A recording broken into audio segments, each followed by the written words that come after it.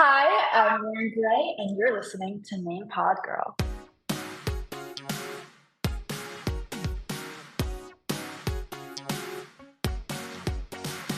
Hey, welcome to Main Pod Girl. This is a podcast made by Popheads for Popheads.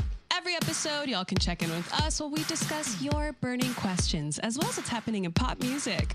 Throughout this series, we'll be diving in on all kinds of pop culture topics with some of our favorite artists and music commentators. Yes, hello everybody. I'm an alt pop artist, songwriter, and corgi who wish to be a real girl, Sola Ginto. Oh God. And I'm a pop rock artist, songwriter, and possibly the most snubbed artist in the Nickelodeon Kids' Choice Awards history. I've never gotten a single nomination. I'm AJ Marks. And today's guest was named by Forbes as the original queen of TikTok. And that's no exaggeration. With over 3 billion likes, she ranks as the 6th most liked account on the platform and held the record for the most followers for an entire year. She's been featured in music videos by Taylor Swift, slightly impressive, Harvey, Kim Petras, and she's collaborated with Saweetie. Having now launched her music career, she's independently making music, and her debut album, Guilty, is out now. So please welcome the newest main pod girl to the family. It's Loren Gray. Yay! I'm so excited. Welcome, Loren. No, I love your intro because I was nominated for something. Teen Choice Award? One of those a while ago. And I showed up and they wouldn't let me walk the carpet. No. So clearly I didn't win. Oh my God. I know. So no, I never won anything, but... Then you can join me as the most snubbed artist in the Kids' Choice Awards history. So, Loren, I am so excited to talk to you, but I feel like we need to get this out of the way before we get into the music. You are someone who joined Musical.ly back in 2015 and then watched the platform develop and transform into TikTok, and then watched TikTok become like the social media platform for Gen Z, and now it's like for way more than just Gen Z. So you've really been through it all, and you've seen the 9 lives of this app. Is there a period of time where you felt like there was the golden age to be on it, or do you feel like it's always just always improving, or was there a sweet spot? So there's been good things about each era, I guess. I feel like in the beginning it was a free-for-all. Nothing made sense. Cringy didn't even register. It was just whatever you were feeling and post a million times a day. And then transition from Musical.ly to TikTok was like the Wild West. It was like a ghost town where no one knew exactly what was happening. And that's where I think my strangest content came from, because I didn't know what was going on either. And then once people started getting the hang of everything, I feel like 2019, 2020, where people really, really started getting on the platform and sort of finding new avenues and different content outside of lip syncing and other things he was known for before. I was a career lip syncer. So I was like, oh, can't do this forever. Got it. But yeah, then everyone started dancing, and I feel like 2020 was probably my favorite era. But I love what people are doing now. Longer form videos are becoming more popular. I like the new slideshow function. That's my entire For You page, and I'm actually at a crossroads right now because my For You page does not align with the content that I make. So it's really hard for me to see what's trending in what's good for me to post, because my entire For You page is meme slideshows and Twitter reposts. Honestly, go for it. Be the next Fuck Jerry. I only get those Anakin Skywalker edits, and nice. That's pretty much it. So it's totally sussed you out. Yeah, they targeted me a little too hard, and now I can't do my job. So how do you find now what you do if you can't go on your For You page? Sometimes I see what other people are doing. Sometimes I just follow my heart. And sometimes I think something's really funny and creative and it's not, and then I delete it. They let you know really quick if it's not. So especially now that my focus has shifted into music over the last 2 years, I just kind of do what I want. Mm-hmm. I don't know. I have a really relaxed relationship with social media because I used to be super crazy about it. I was posting like 7 times a day. My story was like little dashes. Like I was that person. And I burnt myself out so fast. And now I hate my own face. I was just comping vocals today. I took over 100 takes. Why would you do that to yourself? I just was like, what if the vibe is right on the 25th take? I don't know, of the same verse. I had to stop comping my own vocals because songs just would never get finished. I recorded my own vocals right before I went independent. The last song I did with the label, it was during quarantine. So I recorded my own vocals and it took me way longer than it should have. And I had to stop. And I have to be able to bounce off of someone and be like, did that sound like shit? Because I think it did, but maybe it didn't. So I need assurance. Yeah. How many takes do you do now? My friend Bardo recorded all my vocals. And it would get to a point where he'd just be like, we have it. Like, please, for the love of God, like, Melodyne exists. Move on. Yeah. Even just comping like one word, I'm like, okay, I'm happy with that now. Like, I didn't like the way I dragged that out. Yeah. The thing that made me change the way I saw like comping and even recording vocals, and this was pretty early on in my career, someone was like, it's all about the energy. Like you can tune anything if it's not exactly the right pitch or whatever, like that doesn't matter. It's about like the way and the form you say it. So like they only used to have recording artists who were like the best singers, like Michael Jackson, Whitney Houston, like Aretha Franklin. You had to be like a pitch perfect singer to be a recording artist. And now the game of recording artists is like knowing how to get the best energy or the best like kind of style of a vocal. Yeah, definitely. It's more fun that way, to be honest. Yeah, I get so worked up when I'm recording vocals because, like I said, I had to stop recording myself. When you're alone with your thoughts in a little box and you can only communicate with someone, like you don't see them, I start thinking a lot of things. And we were recording one of the last songs we recorded for the album. Halfway through it, I started crying and I was like, I hate the lyrics because it was a love song. And I have a hard time like expressing like romantic feelings. And I was like, I can't sing this. I can't. And he was like, but it sounds good. Like, you wrote it down. Go sing it. And just getting it out was really hard. But it was like the happiest song on the album. And I was like crying. I was like, I can't do it. Wait, which song is this? It was Until Hell Freezes Over. Oh, yeah. Okay. Interesting. I'm going to go back and listen to it with that in mind now. Yeah, just picturing her crying in the booth. Yeah. Just now, the second verse, I was like, I can't do it for you. Okay, second verse. Second verse. I'm excited to go into that. My personal favorite on the album is Find Out. When I tell you my jaw was like on the floor the entire song because the production is so like dynamic and fun and you just like you know exactly what you're doing there, and I'm a total sucker for vocoder. Like any song with vocoder I'm just like instant. So I like had it on replay. Like what was the process for that song? Where did it like start out? I love that you like that song. It was almost the single instead of Told You So. But I wanted to tell a specific story. Anyway, I wanted to tell a specific story and I just needed 4 specific songs.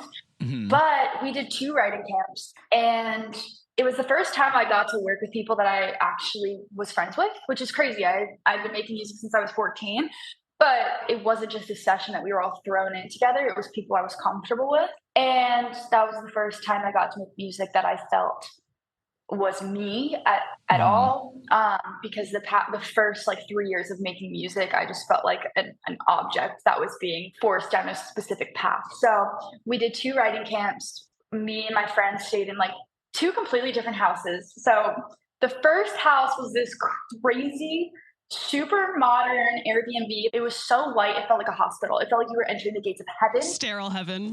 Yes. So we were like, let's record in the basement. So the first writing camp, we were having a lot of fun. And that's where songs like Find Out, Told You So, all of the very like vocoder, there's like, there's dance breaks. You're like listing all my favorite songs. Like I that's just the vibe in which I operate is like first writing camp, which is like the sexy fun, you know, vibe. So that was the first writing camp. And the best part of it is my co-writers were three dudes who are the coolest people. They're in a punk rock band. Ooh, what band? Beauty School Dropout. Oh, I know them. Yeah, so it was Bardo, Cole, and B, and Amelia Moore, who she has her artist project now. Love She's killing her. it. Yes. She's an incredible writer and insane vocalist. Like, we just spent that week being like, how far can we push it? Someone said we should write a song. We had like a lifeguard whistle in it, and Cole was like, slip and slide, like a water slide. And we started like going off the idea, and I was like, wait, sounds like slip inside. We can't write this. It's a little too far. We got a little too carried away, and then we switched it up, and we stayed in this super historic old Hollywood house, and it was definitely haunted. And that's where we wrote. That's where we were like, okay, let's cry. And so we wrote Guilty and all of those songs. And then I went back after we had finished all the writing camps because I was like, we're missing something. And then I got dumped. And I was like, perfect. So there was a lot of different moments that created the album and all of the different sounds, but I just sort of wanted it to be a reflection of my growth and experimentation, because I feel like people get so hung up on what's my sound. It's like, you're going to sound like you as long as you're being you, and as long as you're saying things that are important to you, you can do whatever you want. It's music, that's the point. You're saying like, what's my sound, right? Like, you are there and they are all clearly your songs and they're all very dynamic. There's certain like things that keep them consistent. So I'm like, yeah, genre kind of really doesn't need to be the thing that holds it all together. Like, the part of your voice that you sing in is, for me, the thing that makes the whole thing super cohesive. And then also just the fact that these are all about actual things in your life. Like, exactly. Specifically with Guilty and like that being the title of your album, how do you that represents the whole piece? Why Guilty? So I led with Guilty because I was thinking about all the songs, and you could do the classic Loren Gray debut title, but I wanted it to be the song that I felt like most represented the freedom of the album.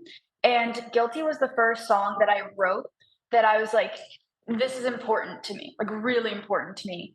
And it was sort of the first time that I felt vulnerable enough to write a song that explored the deepest parts of myself and the parts that are difficult to talk about, let alone write about with a group of people and get down on paper. Yeah. So that was a really pivotal song for me. And I felt like, even though sonically it doesn't represent the entire album, in terms of my journey throughout writing the album, that was the turning point for me, where I was like, okay, I've opened all the doors now. Like, I've opened Pandora's box, and everything is on the table, because I'm saying shit in that song like, I hope it doesn't kill me because I don't want to die. And that was hard to write, and those were hard things to talk about. And I felt like this represents me moving forward, and instead of being a pawn for the label game, this is what Loren wants to say, because Loren has more to say. Yeah, absolutely. Guilt is something that plagues me like no other emotion. So like, whenever someone else is like, yeah, I feel guilty about this, I'm like, stop, don't do it. It's a trap. Like, I'm like gatekeeping guilt. Like, only I can feel guilty, because I don't want that for, I wouldn't wish it on anyone else. Guilt can make you a really nice person, but it like eats you up inside. What's your relationship with guilt? I feel like there's, without even realizing it, a common theme that kept coming up while I was writing songs was sort of an air of self-deprecation and pushing people away and processing those feelings. That's something I've always struggled with, especially as I've gotten older. And as I've become more self-aware, that those qualities are always in the back of my mind. I feel like I'm guilty of that. And I feel guilty for the way that I handle certain relationships. And not to say that I'm like this evil person, but I know where I could be better, but I still do things at a fault and push people away. I feel like a lot of the songs weirdly have this undertone of guilt and self-reflection, especially songs like Enough for You. I sort of thought about that one in two different ways. I took the lyrics straight from the text with my boyfriend at the time because he just wouldn't tell me that he wanted me to come over. Just say it. He was like, oh, if you want, grow up. I could go on and on about things that I've been realizing. It's the year of just realizing stuff. So your new album and this episode will be out right after your 21st birthday. Happy birthday! Thank you! What are you doing to celebrate? Album release party. Wait, on your birthday? Pretty sure I'm celebrating my birthday on the day of my album release. Nice. And then maybe on my like actual birthday, I'll like go to the bar with my 3 friends and like have a good time. Cute. I like that. I want to go wine tasting with my parents because they've been really wanting to do that. I don't know. I'm not a big, like, I hate planning things about myself. So you had to do the birthday and you had to do the album release party. And you're like, can't we just make them all the same thing? Get it all over with. Rip that Band-Aid. Just get your like 25 wedding anniversary in there too. And just be like, it's for the future reference. It's like, whoever it is. So I don't have to do it later. My biggest fear, and this is so dumb, is that no one's going to show up and then I'm going to be embarrassed. It's the same thing with anything in my life, like any party I've ever thrown. I always say something and they're like, oh, it's chill. Like, it's just a chill thing in case no one shows up. I've totally done that. I so fucking relate to that. You know it? It's like a being bullied thing, right? It's like you just have the thing in the back of your head where you're like, yeah, it's going to be pretty embarrassing for me, even though no one will know if no one shows up. It'll be embarrassing for me, and I'll feel like everyone knew and like had a group text and they all just decided not to show up. I had this one time where I was like, I was starting to become friends with my crush, and my best friend at the time also was friends with my crush. And then at one point she was like, yeah, they told me that they think you're weird. And I was like, No. Yep, that's going to scar me for life. That infuriates me. I had one of those experiences too, where first of all, I was not cute. I was like the ugly little duckling. I had no eyebrows, no eyelashes, like super white blonde hair, super pale. And I was never insecure because, you know, you're not insecure until someone points it out and then you start becoming aware. So I was invited to a sleepover of the popular girl. And this is an elementary school. That's always how it starts. It's the beginning of Dateline. No one told me an address or anything. They were just like, you're invited. Oh my God. They were like, come talk to us about it at lunch. And I was like, oh my God, I'm in. Like, I'm in. And I went over to their table at lunch and I was like listening for the deets. I was like, what's going on, girls? And they were like, oh, you're not invited. And then the girl who had told me, she's like, it was a joke. Like, they didn't think that I was actually going to think I was invited. And I was so heartbroken. I like went back to my normal table and sat down. I thought I was in, but yeah, they all want to be friends with me now, though. Yeah, honestly. They're like, girl, do a TikTok with us. Yeah. I think they think I forget. I don't forget. I forget nothing. And that's the Swiftie in you. You gotta have your own Reputation album. Have you ever felt like in conversations with record labels that you did have that they saw you differently because you were an influencer? No, they saw me differently because I was a young female. And that's literally it. I mean, they were signing all kinds of people and they treated boy bands who were influencers and did the social media thing much better than they treated me. I was never given any credit for the work that I had done to get myself where I was. And I was never given any credit for knowing what I wanted. It was almost like whatever I wanted, cool, we're going to do the opposite. And I don't think anyone valued my intelligence, which is something that it was almost like I didn't have a brain. I was just a lifeless object sitting there. The things that people said to me in a professional setting to someone, not to toot my own horn, but someone that worked really hard and did the thing to get me here. Yeah. I was constantly being discredited. I had the president of X company sit me in a room and say, oh, you just can't make bad music. God. I'm like, oh, really? I never thought about it that way. God, you're a genius. It's baffling. My best performing single, Queen, I fought for that.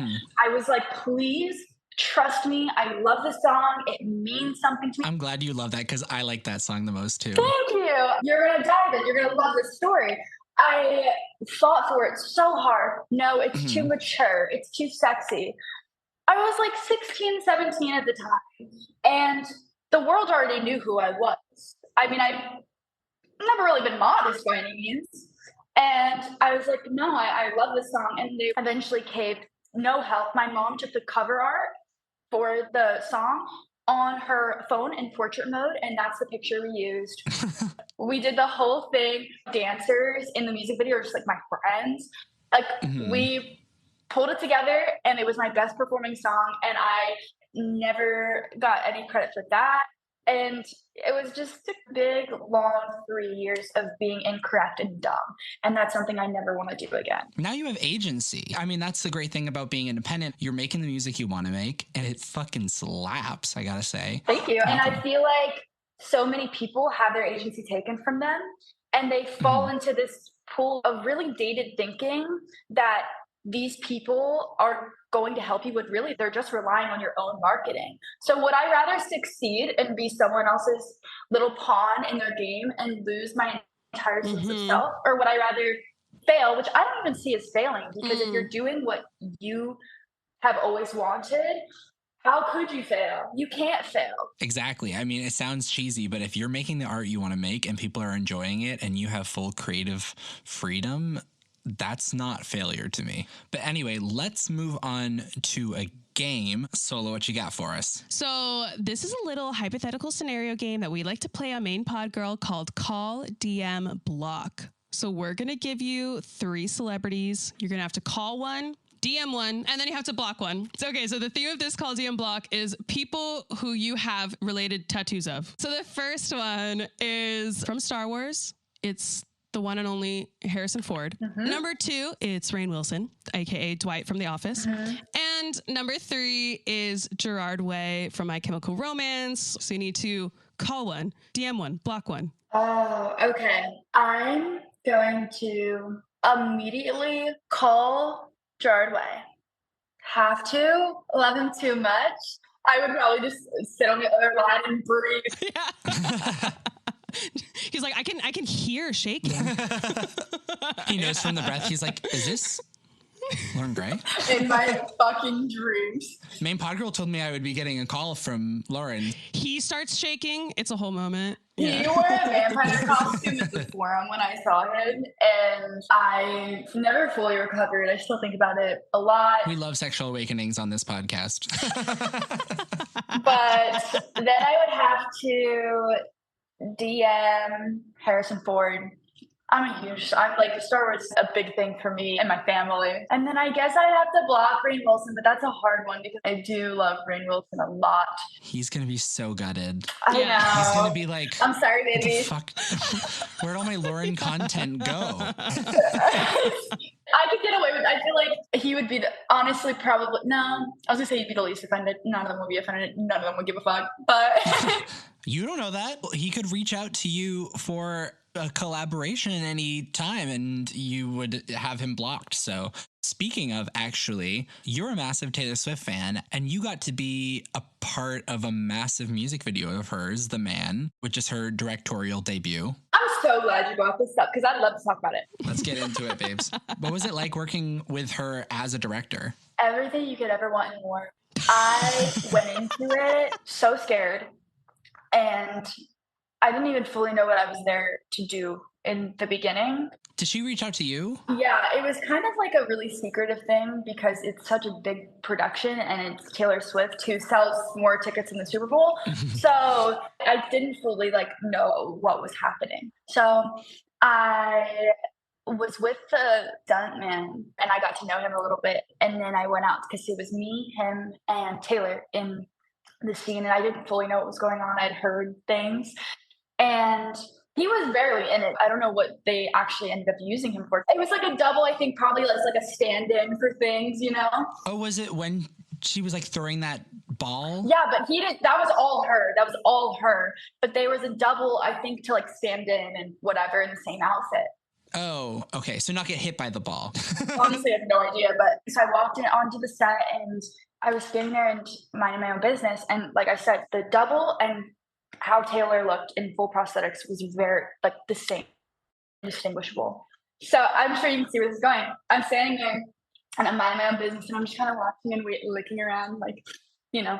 And what I thought was the double walks up to me and I thought he was going to say something.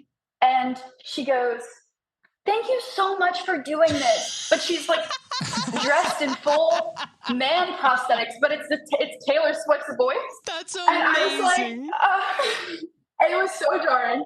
And the entire time I'm talking to her, it's not her. And I've never spoken to her as Taylor. I've only ever seen her as man. So that was an experience. I mean, we all know she's brilliant and so nice. That was so funny. And after meeting her, like anytime I get the chance to talk about how incredible she is, I will, because it's very rare. So let's close out this episode on another round of Popheads gone viral. So nowadays, so many older songs are going viral and even climbing into the top 10 of the Billboard Hot 100.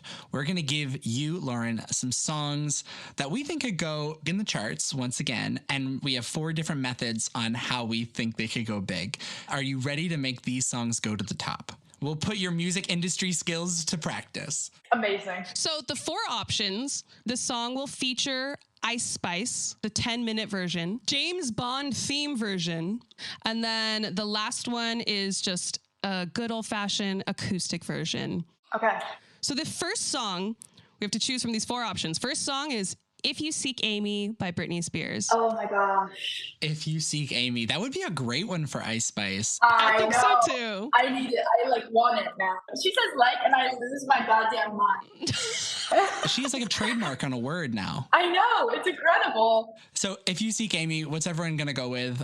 I'll go with Ice Spice. I think a 10-minute version would be too chaotic. It would be too much spelling. Like, we don't need that much spelling if it's not a Fergie album. I'm also going with Ice Spice. All right, she's won us over. And the next song is She-Wolf by Shakira. Oh. 10-minute version, James Bond, acoustic, or Ice Spice. See, this is another one I used to lose my shit over because my mom had that album on CD and she would play it on my way to school and I'd lose my mind. Yes. Oh, you do a little bit of that on Find Out, right? A little bit.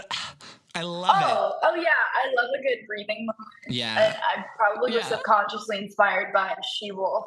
But I feel like a Skyfall version, like a James Bond really dramatic version of She-Wolf, like think about it.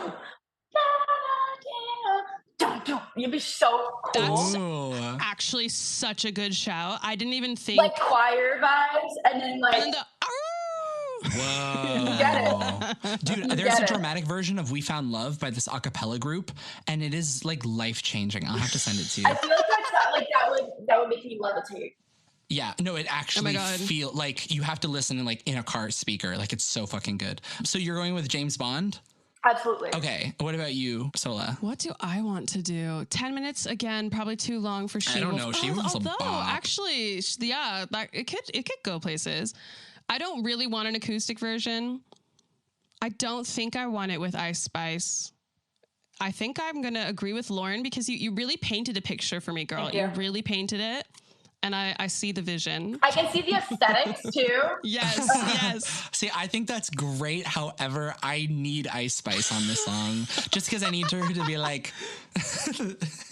They say I'm a she-wolf. Da, da, da, da, da. I feel like she would kill that song. Like, I just feel like that would be really funny. And she is the moment right now. So if she howled on the song, if we got Ice Spice to howl. That's what I'm saying.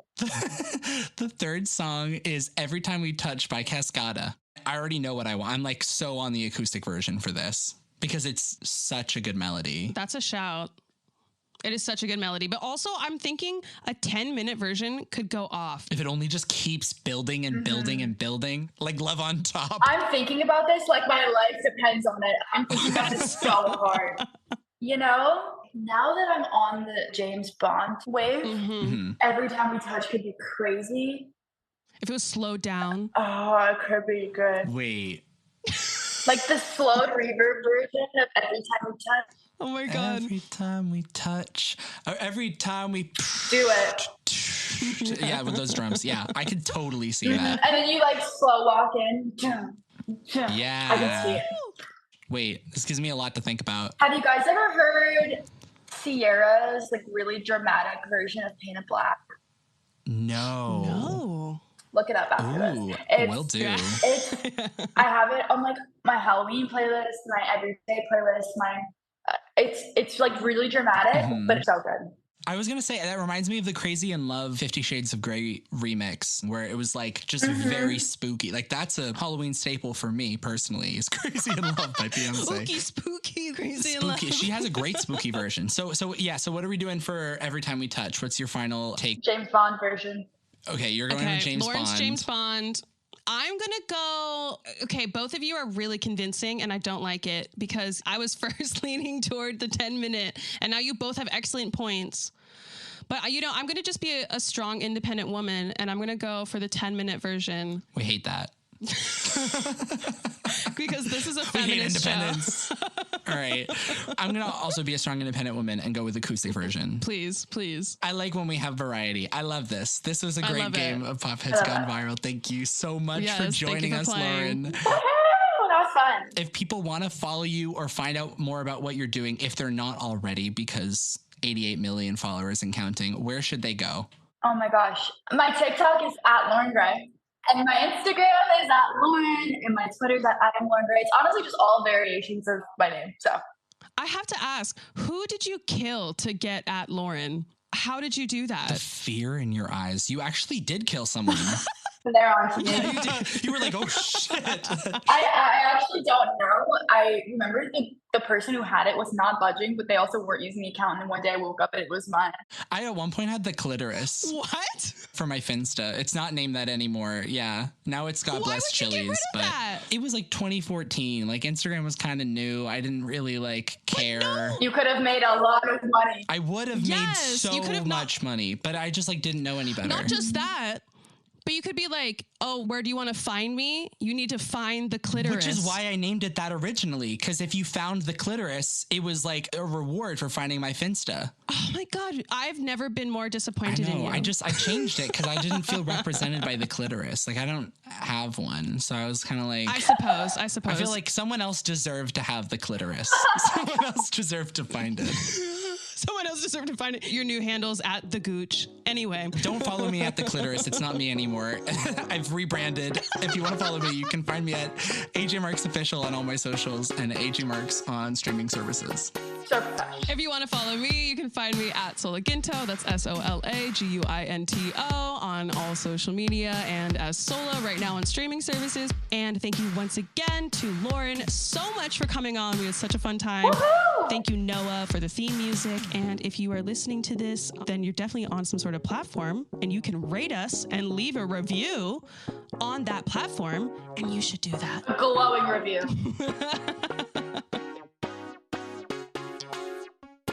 And